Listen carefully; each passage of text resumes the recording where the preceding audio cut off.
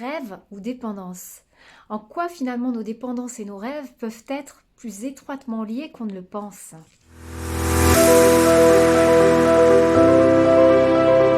Bienvenue sur ma chaîne. Pour ceux qui ne me connaissent pas, je m'appelle Karine, je suis écrivain, coach, thérapeute spirituel et je vous accompagne à réaliser vos rêves. Si vous passez par ici, si vous trouvez de la valeur ajoutée à mes contenus, alors n'hésitez pas à vous abonner, à liker, commenter, partager. Cela m'encouragera et cela nous aidera à co-construire ensemble cette communauté de visionnaires et de rêveurs qui me tient à cœur.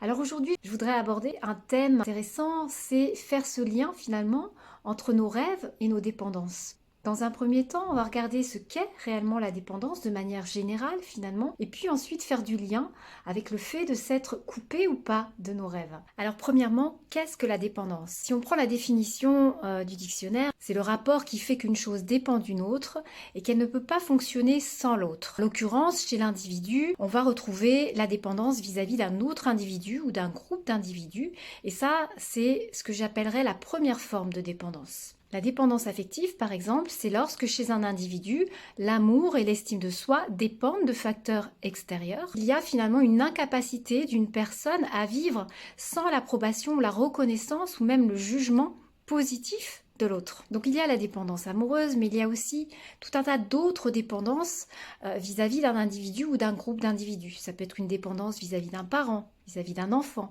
vis-à-vis d'un partenaire de travail, vis-à-vis d'une collectivité. Donc il s'agit de l'incapacité à agir sans l'approbation d'une personne tierce. Dans le cadre du salariat, si je prends l'exemple, on peut parfois retrouver des individus qui remettent leur capacité d'agir entre les mains de leur employeur ou de la hiérarchie. Ainsi, ils se privent de leur esprit d'initiative, de leur questionnement, de leurs propres doutes. Dans la notion de ce type de dépendance, il y a toujours cette part de soi qui est remise finalement entre les mains d'une tierce personne, et il y a la notion de remettre son pouvoir à l'extérieur, entre les mains de quelqu'un finalement à l'extérieur de soi-même. Alors une deuxième forme de dépendance qui va être relative à tout ce qui est de l'ordre de l'addiction. Là, on n'est plus dans une dépendance relative à un individu, à un groupe d'individus, mais vraiment à quelque chose dont la source est toujours à l'extérieur de soi-même.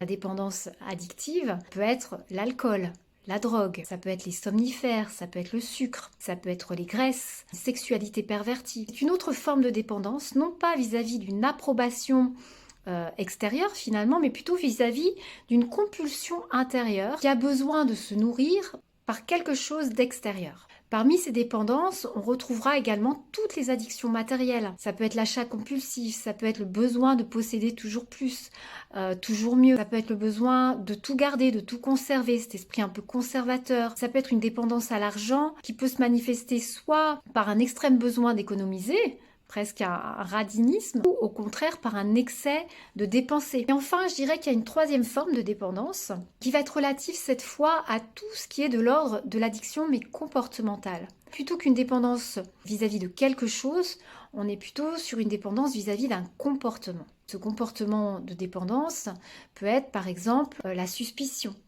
qui est un comportement destructeur et qui vise à ne jamais faire confiance en l'autre, en autrui, et croire en permanence qu'on est sujet à du mensonge extérieur. Ça peut être intéressant de se poser la question, en l'occurrence, quelle est cette part de moi en réalité qui se ment à elle-même?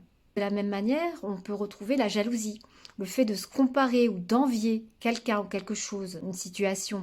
Le comportement peut être positif quand j'envie quelqu'un qui m'inspire, qui me tire vers le haut. En revanche, si je suis dans une envie maladive, toxique, alors là on est dans une vraie toxicité pour soi et pour les autres. Donc dans la même manière, dans ces comportements toxiques, on va retrouver la possessivité, la mythomanie, la procrastination, le besoin de contrôle, le besoin de manipuler, la manipulation, le désordre, ou à l'extrême maniaquerie, la victimisation, le jugement, la culpabilité, la curiosité malsaine, la soif de reconnaissance excessive. Ce sont des comportements de dépendance toxiques qui aliènent l'individu finalement à une source extérieure à lui-même. On pourrait résumer finalement que la dépendance, c'est une forme d'entité qui va se caractériser par un individu, par une chose, par un comportement qui, si elle sort de notre vie, nous donne finalement le sentiment d'être profondément malheureux, dans un mal-être, une forme de mal-être, une forme de manque véritable. Et en réalité, cette entité pointe du doigt le grand vide intérieur en soi. Donc on a vu ce que c'était que la dépendance liée à une tierce personne, liée à quelque chose ou liée à un comportement.